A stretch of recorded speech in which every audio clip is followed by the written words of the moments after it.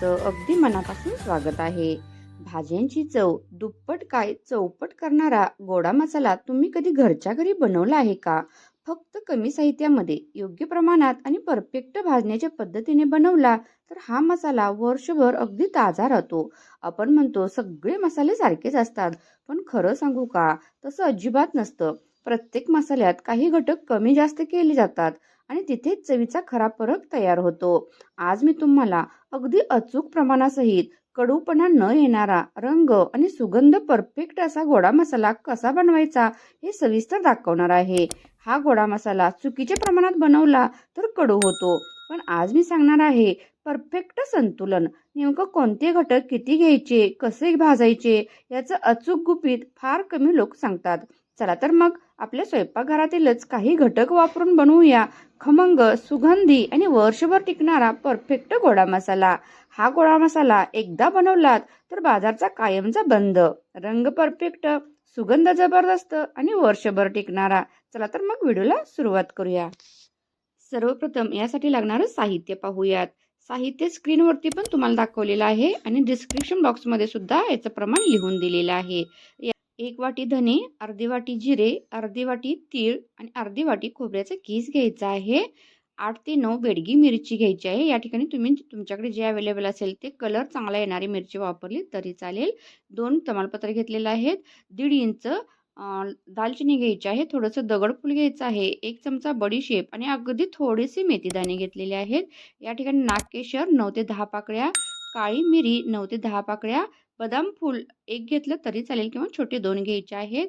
हळकुंड अगदी नकळत 1 तुकडा घ्यायचा आहे. 2 मसाले वेलची, थोडंसं जायफळ घ्यायचं आहे. लवंग 8 ते 9, 7 ते 8 वेलची, हिरवी वेलची घ्यायची आहे आणि अगदी शेंगदाणे एवढा खडा हिंग घेतलेला आहे. आता ही भाजण्याची योग्य पद्धत पाहूया. यासाठी तेल अगदी प्रमाणात वापरायचं असतं. या ठिकाणी आधी सुरुवातीला आपण कोरडे मसाले भाजून घेऊयात.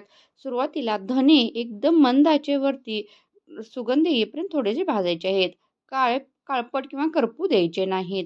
त्याच मग पॅनमध्ये नंतर खोबऱ्याचा खीस आपण गुलाबी रंगावर परतवून घ्यायचा आहे. या ठिकाणी खोबऱ्याचा रंग सुद्धा पाहू शकता, सोनेरी आला की लगेच बंद करायचा आहे, काळपट होऊ द्यायचा नाही. यानंतर तीळ सुद्धा असेच कोरडे भाजून घ्यायचे आहेत. तीळ सुद्धा एकदम मंद आचेवरती छान भाजले गेले की या प्लेटमध्ये आपण काढायचे आहेत. पसरट प्लेटमध्ये काढले म्हणजे मसाले छान असे थंड होतात.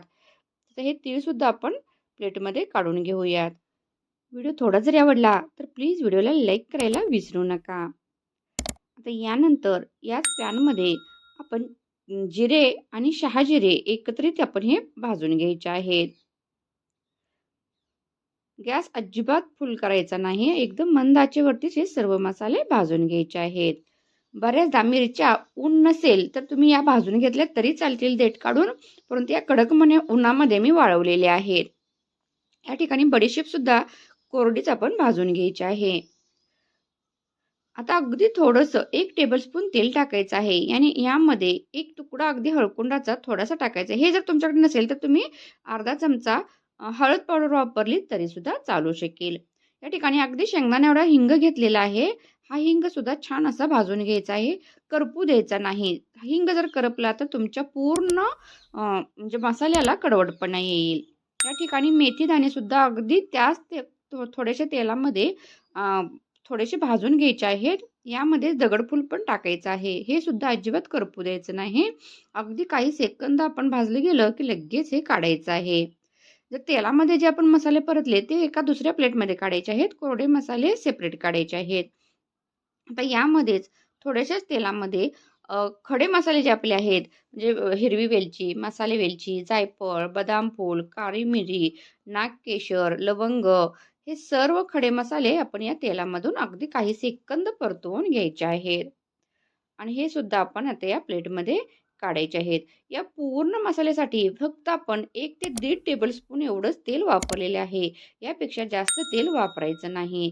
तेल जास्त वापरलं तर मसाले आपले टिकत पण नाहीत, शिवाय एकदम बारीक मसाला आपला होत नाही. तर या ठिकाणी दालचिनी आपली त्या खडे मसाल्यामध्ये टाकायची राहिली होती, तर ती सुद्धा आपण आता यामध्ये टाकलेली आहे. तमालपत्र असं थोडंसं चुरायचं आहे, म्हणजे थोडं बारीक तुकडे करायचे म्हणजे व्यवस्थित परतलं जातं. हे सुद्धा अगदी काही सेकंदच तेलावरती परतवायचं आहे. आणि आता हे प्लेटमध्ये काढून घ्यायचे आहेत. मसाले बारीक करताना हे पूर्ण थंड होऊ द्यायचे आहेत.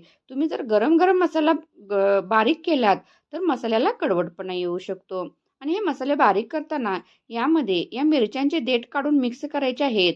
त्याचबरोबर थोडंसं मीठ टाकायचं आहे आणि हे सर्व मसाले सेपरेट बारीक करायचे आहेत. मिक्सरमधून आपण अगदी घरच्या घरी याची छान अशी बारीक पेस्ट बनवू शकता. या ठिकाणी पाहू शकता आपला गोडा मसाला तयार झालेला आहे. तर ज्या गोडसर अशा भाज्या असतात किंवा भरलेली वांगी, उसळी, जी ब्राह्मणी पद्धतीचं जेवण असतं किंवा ज्या पदार्थामध्ये आपण चिंच, गूळ घालून बनवत असतो, यामध्ये आवश्यक ह्या गोडा मसाला वापरत चला. यामुळे त्या पदार्थाची चव अगदी दुप्पट ते चौपट वाढते. कमेंट करून कळवा तुम्हाला आजचा व्हिडिओ कसा वाटला.